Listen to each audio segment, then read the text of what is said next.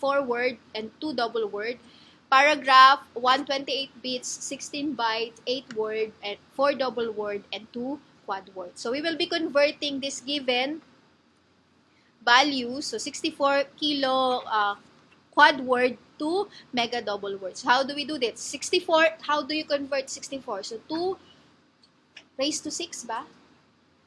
2 raised to 6, that is 64. Tama? How about yung kilo? 2 raised to 10. So we have here quad word. We need yung double word. Tama, right? So dapat ma-cancel out yung quad word. Correct. So, ano yung kailangan natin? Kailangan natin dito ay double word. So, i-convert natin. How many double word are there in quad word? You have 2. So, how do we represent one quad word? So, 2 raised to 0 is 1. How about one quad word? How many double word? 2. So, how do we represent 2? 2 raised to 1. So, in this case, makakancel out to. Tama? Times, ano kailangan natin? Ma-convert siya into mega. So, dapat magkaroon tayo dito ng mega double word all over double word para ma-cancel out siya. Okay? So, how do we create mega double word? So, that will be 2 raised to 20 and, 2 raised to 0. So, this is 2 raised to 0. So, 2 raised to 0. So, 1 mega double word is equivalent to what? 2 raised to 20 double word. So, to compute this, we have 10 plus 6, 16, 17. So, 2 raised to 17 all over 2 raised to 20. So, in that case, we have 2 raised to negative 3 mega double word.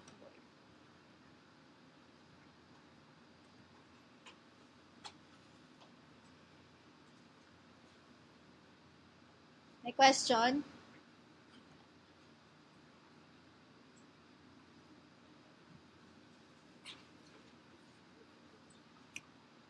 So, next example, you have 256 gigaword to be converted to kilo paragraph.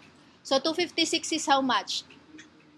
2 raised to 8. How about gig?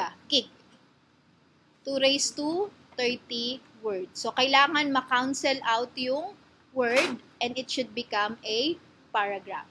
So, one paragraph, how many word? 8. Right? So, 2 raised to 0, how many word? 8. So, that is 2 raised to 3. 2 times 2, 4 times 2, 8. So, this will be cancelled out. So, therefore, we need to have a kilo. So, kilo paragraph against paragraph. So, that this will be cancelled out. How much will that be? So, 2 raised to 0. 2 kilo is 2 raised to 10. So, therefore, we have 2 raised to 38 all over 2 raised to 13. And how much will this be? 2 raised to 25 kilo paragraph.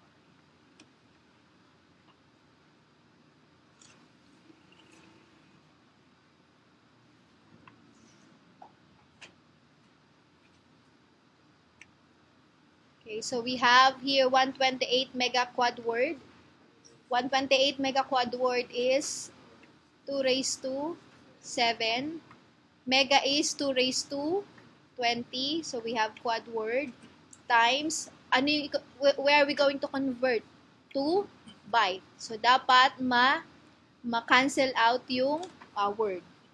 Yung quad word. So this will be cancelled out. So how many? So one quad word is equivalent to how many byte? 8. So 2 raised to 3 byte. So we need to have a final value of KB. So kailangan ma-cancel out si byte. So KB, that is 2 raised to 0 and 2 raised to ilan? 10. So in that case, we have 2 raised to 27, 30 over 2 raised to 10. So we have 2 raised to 20 kilobyte.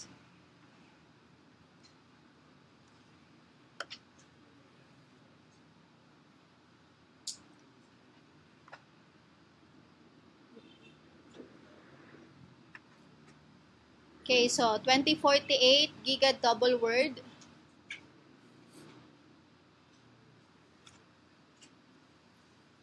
Tapos na.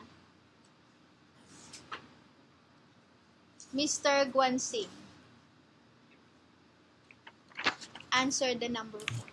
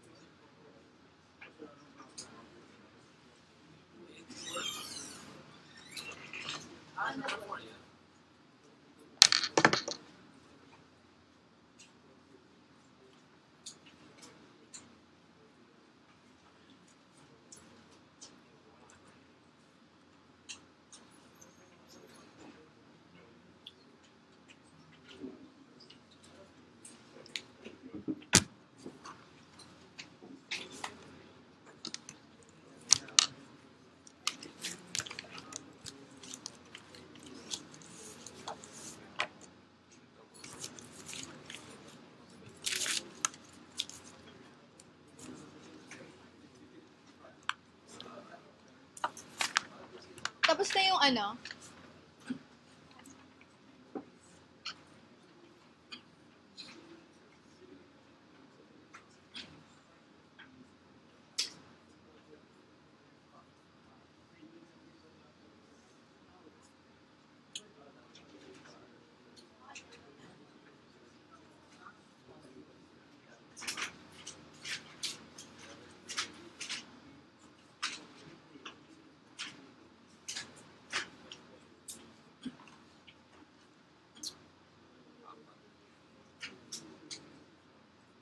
Bartolata. Wala. Kakas. Aquino. Absent. Aquino. Anong date niya yun?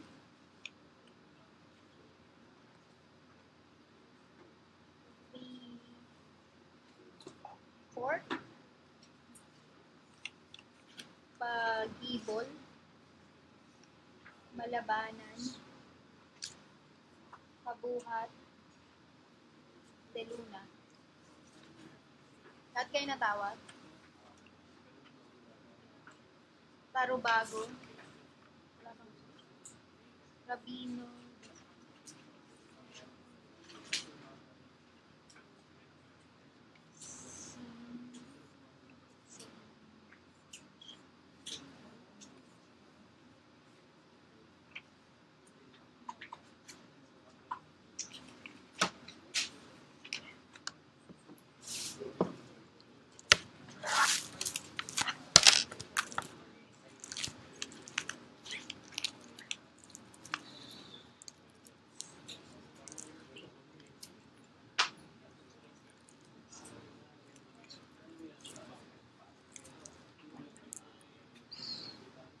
Rehensya. Kaabay.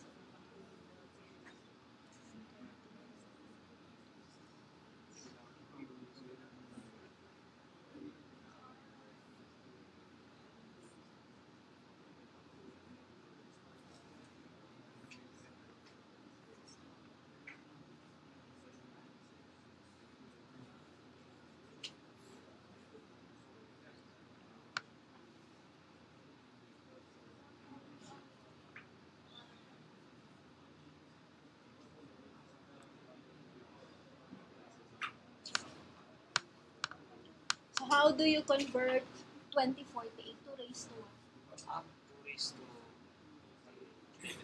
2 raised to 11? So 2 raised to 11.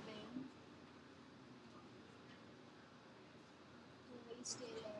Tapos itong giga.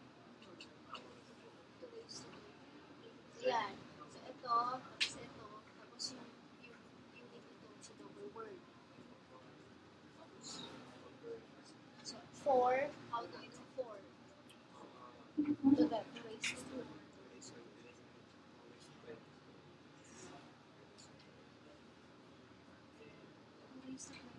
ay kung sa M1. Para saan yung huli? Sa 2 raised to 30. Naano ko, nakuli ko dito. Tapos,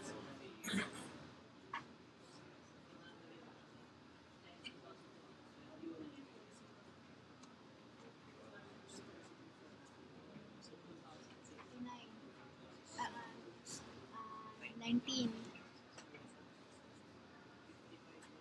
So we have there. So how many paragraphs are there in double word? How many double word in one paragraph? 2 raised to, so 4. So we have 2 raised to 2. And 2 raised 1 paragraph is equivalent to how many in mega paragraph? That is 20. So we have here 30, 40, 50 plus 11, 2 raised to, tama ba? Ayo, tama. So we have here 2 raised to 0, that is 2 raised to 20. So this is 30, 41 all over 2 raised to 22, and that is equivalent to 2 raised to 19 mega paragraph.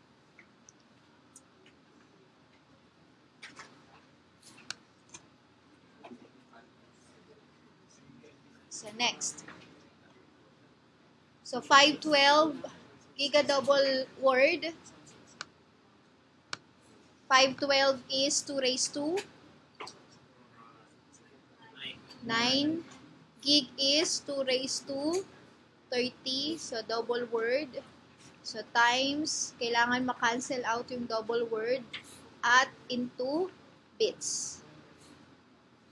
So bits into bits. So this is 2 raised to 0. How many bits are there in double word? 64. Diba? Double word. 32 pala. So double word. So 32, how much is 32? So 2 raised to 5. So times, so from bits to kilo bits. So this will be cancelled out. So 2 raised to 0. So 2 raised to 10. So we have 39 plus 5, 44. So 2 raised to 44 all over 2 raised to 10. So 2 raised to 34 kilo bits.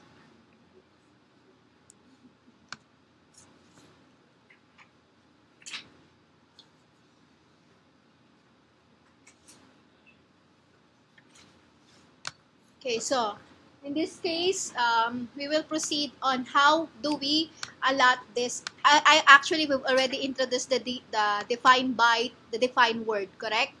So whenever you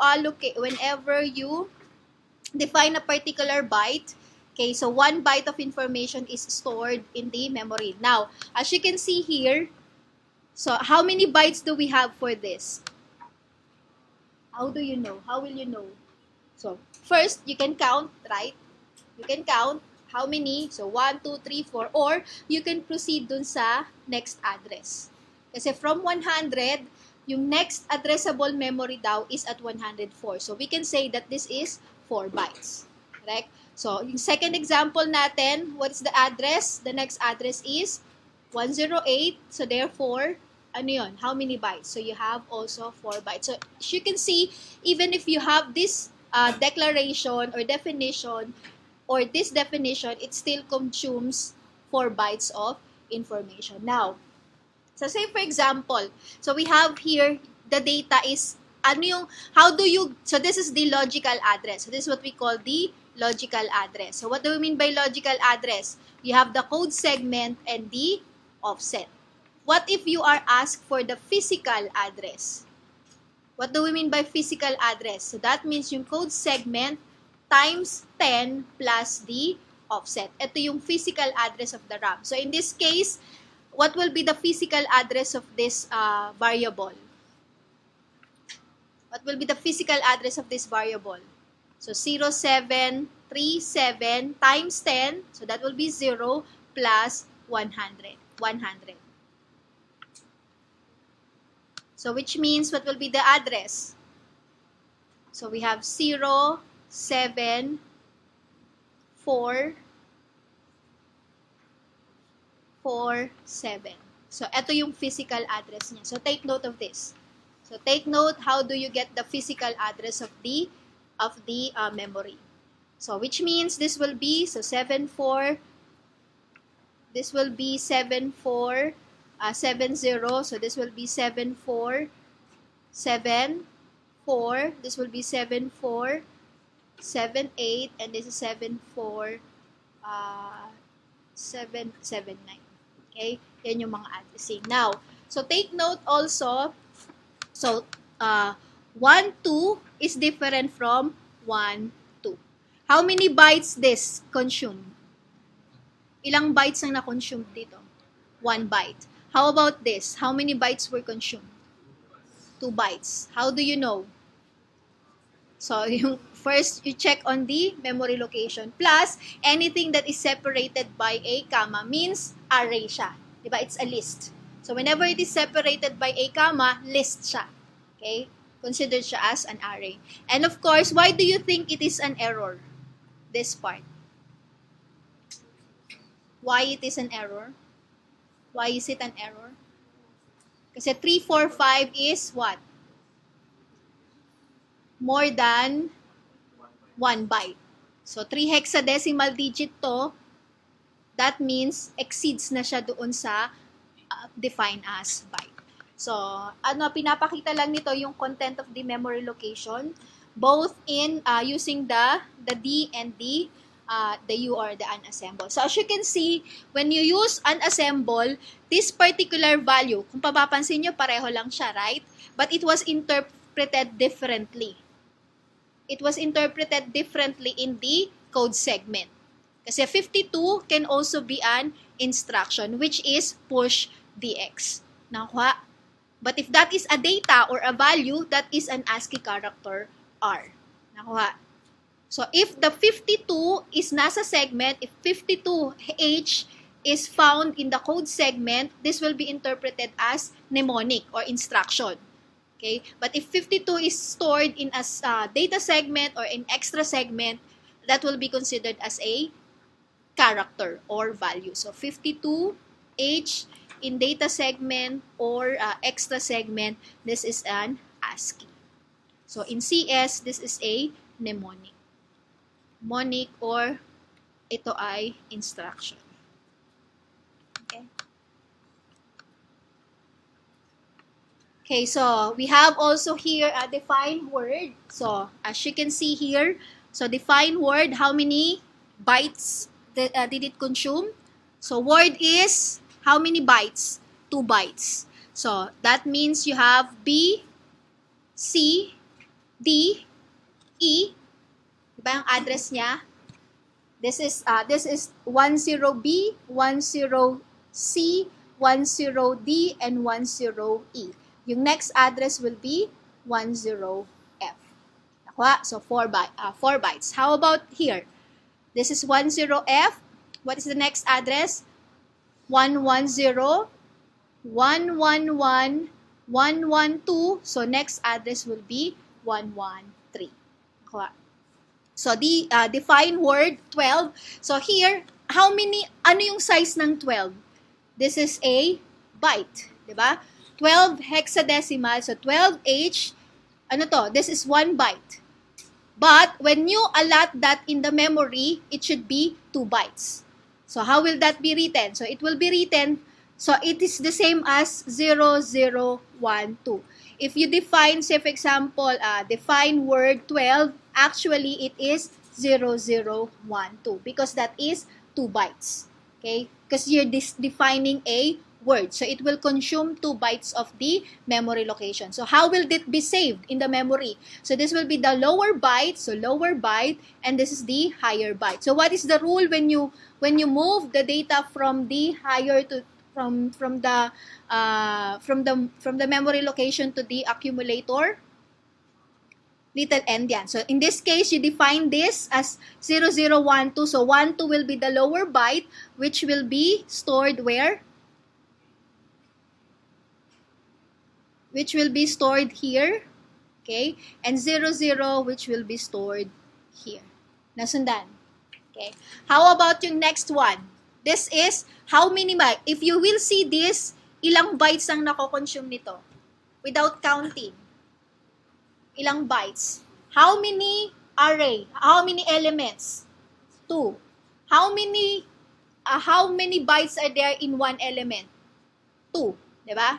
So dalawang list. So times 2 kasi that is bytes. So ilang yung na-consume niya? How many? 4. So it will consume 4 bytes of info. So as you can see, to verify, so 115, 116, 117, 118. Correct? What is the next address? The next address is 119. So how it is written? So if this is the case, this will be 0001 and 0002. Alin dito yung lower byte? So 001 will be the first one to be mapped. 00 will be here. So 002 is here and 00 is here. Okay. So in this case, we have here, so define word 1, 2, 3, 4. Okay. So in this case, ano yung address natin? Ano ang address na na-consume ni 1, 2, 3, 4? Hexa. Ano yung address na na-consume niya?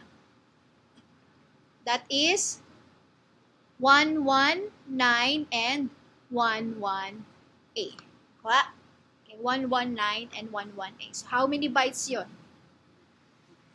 That is 2. Hindi lang siya natin. Okay, so now hindi lang na-print yung 1, 2 here. Okay, but this one, 3, and this is. Okay. So again, the same thing. If you will see the content of that in the code segment, ano yon? Interpreted siya as an instruction.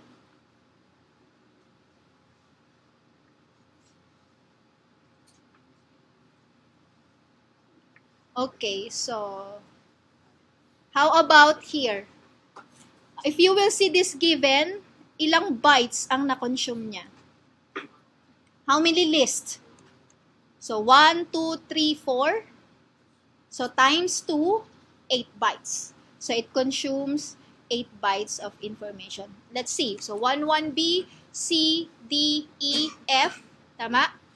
120, 121, 122. Ano yung next address? 123. Okay? So here, how many bytes? How many bytes?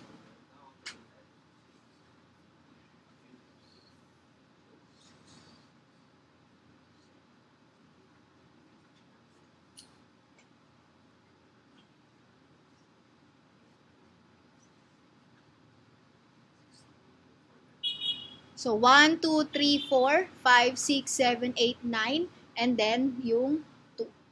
So whenever that is enclosed in a quotation mark, what does it mean? It means that it is part of the collection. So ilang bytes to? 10.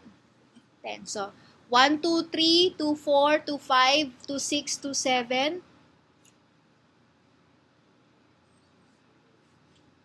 2, 8, 2, 9, A, B, C, D, E. D. So, we have here 1, 2, 3, 4, 5, 6, 7, 8, 9, 10. Okay? So, yung 2, ito yung 2. Kasi hindi siya ASCII character. So, yung 2 is what? 2, mali pala. This is word. What is word? It consumes 11. Bakit 11? Kasi this will be 0, 0, 0, 2. Tama? So, 0, 0, 2, 0, 0. Right? So, 1, 2, 3, 2, 4, 2, 5, 2, 6, 2, 7, 2, 8, 2, 9, A, B, C, D. Correct? 11. So, that's why it is in D, E.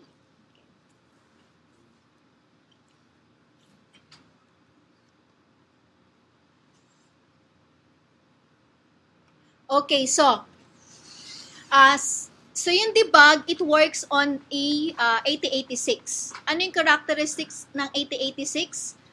It can have what? Up to how many bits? 16 bits. So pag nag 32 bits na siya, ano yon? Hindi na siya mag-work kasi 16 bits lang yung data niya. Okay, so kailan mag-work ng may 32 bits ka? 286 onwards. Okay, so if your microprocessor is 32, if you want to implement 32 bits of value, ano yung 32 bits of value? Yun yung merong EAX, okay, EAX, EBX, ECX, okay, ECX, EDX, ano yan? These are all 32 bits. And 32 bits starts at microprocessor 286. Okay? So, hindi ko mapapakita sa debug yung implementation ng 32 bits, okay? Kasi 8086 siya. Okay? I would like you to download, although yung MEMU, okay, so another way to emulate or to simulate the microprocessor is using the emulator 8086. So I'd like you to download this. Free, ano naman siya? Freeware. Ay, paki-check kung naka-upload siya sa Blackboard. I think, otherwise, i-upload ko doon. So, install nyo siya. We will be using that later on for the simulation of the other instruction set. Okay, so, for you to be able to implement this, I guess yung FASAM ata, pwedeng FASAM. So, these are the other assembler that you can use, the NASAM and the MASAM. So, these all are, for sure yung FASAM is you can use the 32-bit for this. So, 32-bit. Kaya lang hindi ko pa siya ma-download. Hindi siya nag-work sa Mac. So, kailangan nasa Windows operating system. So, anyway, so isa-simulate na lang natin yung movement of data using the double word. So, double word, quad word, okay? So, example, so V1, let's have double word for dupe. That is 1, 2, 3, 4. Okay, what does it mean? So, assuming your memory location starts at 100, what does it mean? Ano ibig sabihin nito? How many bytes yung mako-consume niya? How many bytes? Ito, this is in decimal. If you convert this into hexadecimal, what will that be? So, 04D2, right? This is how many bytes? Hexadecimal. How many bytes? 2 bytes, which is word, correct? If you have 4, that means you have 4 lists. Para siyang, so ito yung first word, okay? Ito yung second word, ito yung third word, ito yung fourth word. Parang 4. Parang nagde-define ka ng 4 lists. Parang ganun, di ba? Halimbawa, N, define word 1, 2, 3, 4. Okay? Kaya lang ito, ang ginagawa niya, N, define word, so, 1, 1, 1, 1. Okay? So, ibig sabihin, meron kang 4 word, may 4 word ka na dinuduplicate mo, ang value nun ay 1. Nakuha? So, which means, ilan yung na-consume nito? If this is 1, so that means, ang memory location mo ay 0, 1, 0, 0. Okay, 0, 1, 0, 0, 0, 1, 0, 0, 0, 1, 0, 0. So, ilang bytes yon? So, 1, 2, 3, 4, 5, 6, 7, 8. Nakuha? Sundan? So, in this case, ano yung data natin? 04 D2. So, which means we have here 04 D2. So, yun yung first. 04 D2. Second, 04 D2. Third, 04 D2. So, iduduplicate mo siya 4. So, parang combination mo dito 4 times 2. Kasi 4 times mong iduduplicate yung word, which is 2 bytes. So, ilan yung memory location nun? That means 8 bytes. So, what will be the next address? What will be the next address?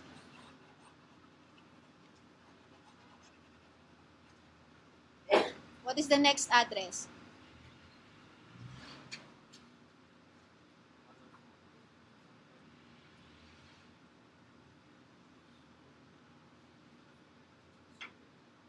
So, 100 plus 8. Okay? 100 plus 8 minus 1. Kasi ito 100, 101, 102, 103, 104, 105, 106, 107. So, this will be, what will be the next one? 108. So, 100, 1, 2, 3. So, this is 104 and this is 108. So, if I have, say for example, value 2 with define double word with a given 4, 3, 9, 8, 7, 6, 2C hexadecimal. So, it's already in hexadecimal. Okay? So, the next variable, so ito mapupunta siya doon, that is double word. How many bytes are there in double word? How many bytes in double word?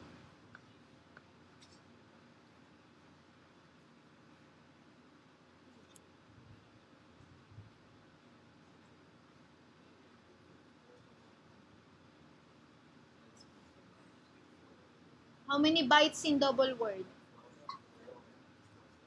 4. So, one word is 2 bytes. So, that is double word. So, times 2.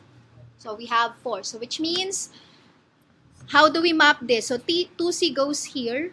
Okay. So, 76, 98, and 43.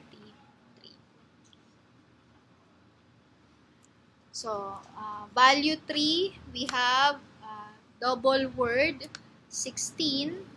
How many bytes are there in double word? 4. Right? So, what will be the next address? 108 plus 4 is 12. And what is 12? 10C. So, 108, 109, 10A, 10B, 10C. Okay? So, what will be the content of memory location? It requires how many bytes? 4 bytes. So, which means the data will be 16, 0, 0, 0, 0, 0, 0. So, we have value 4. So, value 4, define double word. So, 5, 8, 7, 6, 4. So, gawin ko ng hexa para hindi na tayo mag-convert. Pero kung yan ay decimal, i-convert pa siya sa hexa. Okay? So, 5, 8, 7, 6, 4. So, what will be the address? Again, 10C plus how many bytes? 4. So, ano to? 12 plus 4 is 16. That is 1, 1, 0. So, 1, 1, 0. Okay? Tama ba? So, C, D, E, F, 1, 1, 0. Okay? So, what will be the content? 64, 87, 05, 0, 0. So, what if we have value 5? That is define quad word 1, 1, 1, 1 in byte. How many bytes are there in quad word? 16? 8 bytes. So you have 8 bytes. So what will be the next address? What is the next address? What will be the initial address of this? 114. So that will be 114. How many bytes are there? 8. So 1, 2, 3, 4, 5, 6, 7, 8. And what will be the data?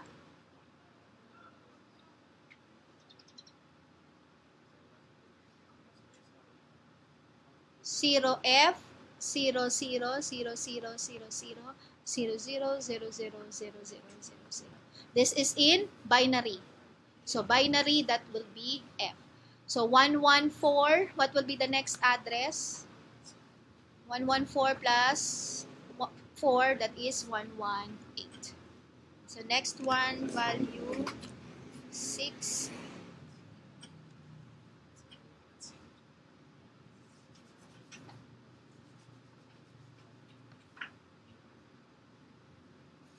Okay, so we have here TQ. So 2, 3, 8, and 11.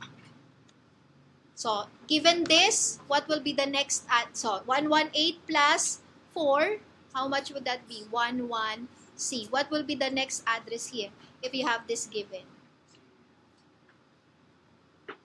So yun yung question. Ano yung next address mo if you have this given value? So how many bytes it will consume? How many bytes it will consume? How many bytes are there in one quad word? 8. So 8 times 4, 32 bytes. So i-add mo yung 11C plus 32. So 32 is in what? This is in decimal. Diba? So ano yung equivalent ng 32? In hexa, 20, right? 20. So that means you have 20. So this is 130. Nakuha? Next address is 130. Again, how many bytes are there in one quad word? 8. How many array of 8? 4. So 8 times 4, ilang bytes lahat yon? 32 bytes. But 32 bytes is in decimal. Diba? So 8 times 4 is 32 in decimal. How much is that in hex? So 32 in decimal is equivalent to 20 in base 16. Tama ba? So 32 divided by 16, that is 2, remainder 0. So divided by 16, that is 0, remainder 2. That is 20. Okay, so add. How much will that be? So 11C, ilang bytes lahat yun? 20 in hex. So that means you have 1213C in hexadecimal.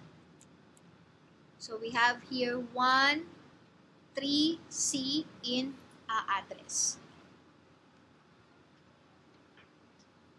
Okay, so if last example. So we have, ano oras na ba? V7.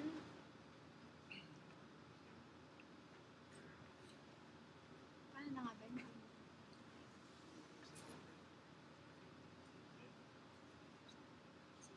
So if I have here value 7,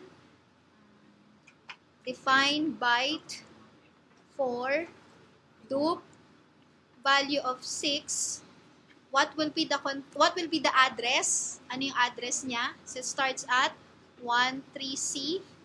Okay. What will be the next address? This is byte. How many arrays? Ilan yung array of byte? 4. Diba? 4 times 1.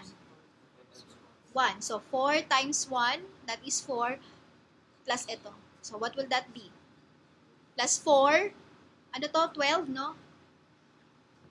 12 plus 4, 14. Tama ba? No, 12 plus 4 is 16. So that is 0, carry 1, 4, 140. Okay, so which means, ano yung magiging content ng memory location? 36, 36, 36, 36. So 13C, D, E, F, 140. Okay? What? Okay. Last na to. Ito, last na talaga. So V8, I have here EQU 78 hexadecimal. So what do we have here? So whenever you have an EQU, it doesn't store in the memory. Hindi siya variable. So para siyang it will not consume a memory location. So but it's just you just store that. Para siyang counter kasi hindi siya nasa memory. Okay? Temporary storage. Okay, but that is also a directive. Anong oras na? Anong oras tayo? 3, no? Sige, meron pa.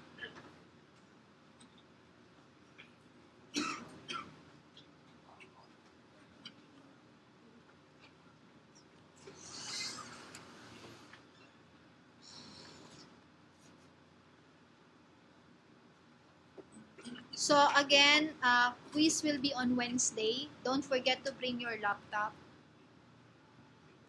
on site. So we have here TQ.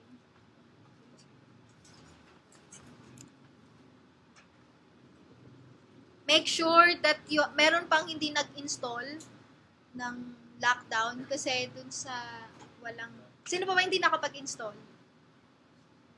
Kailangan naka-install yung lockdown browser sa laptop nyo. So otherwise, hindi kayo makakapag-exam kasi you have to open that first before you can open yung quiz. So sa lockdown browser, you will not be able to open anything. Yung browser lang yun ang nakalap.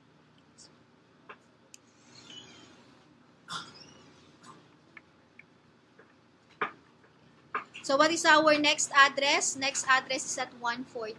So how many bytes it will consume?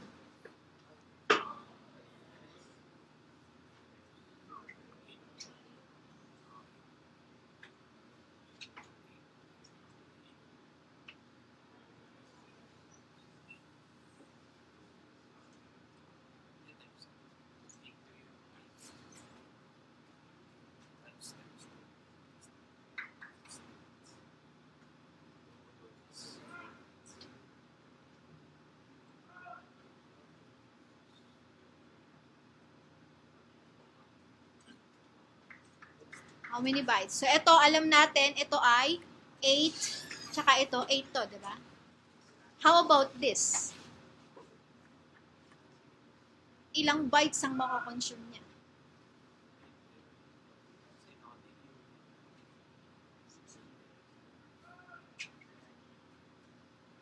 9 or 16?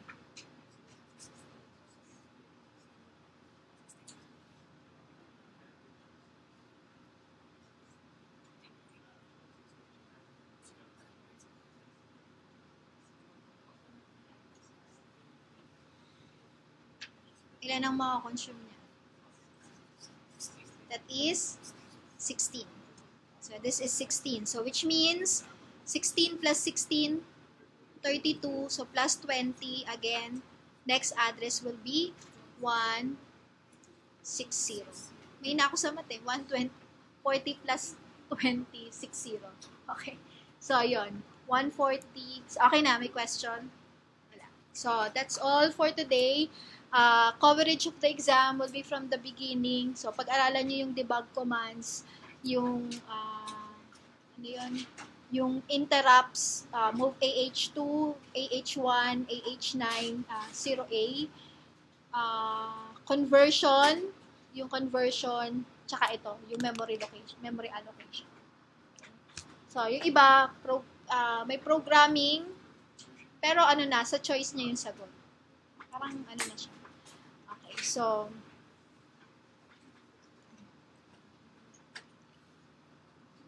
do you have any question? Yes.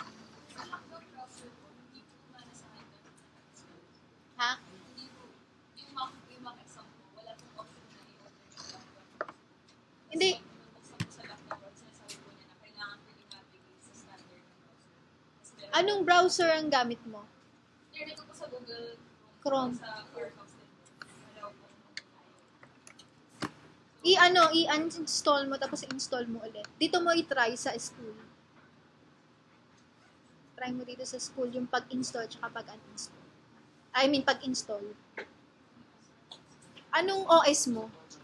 Kasi sa Mac, hindi siya na-install ko siya, pero pag in-open ko, pinapakill niya yung ibang applications. Teka, binivideo ko to. Teka, yung papatay.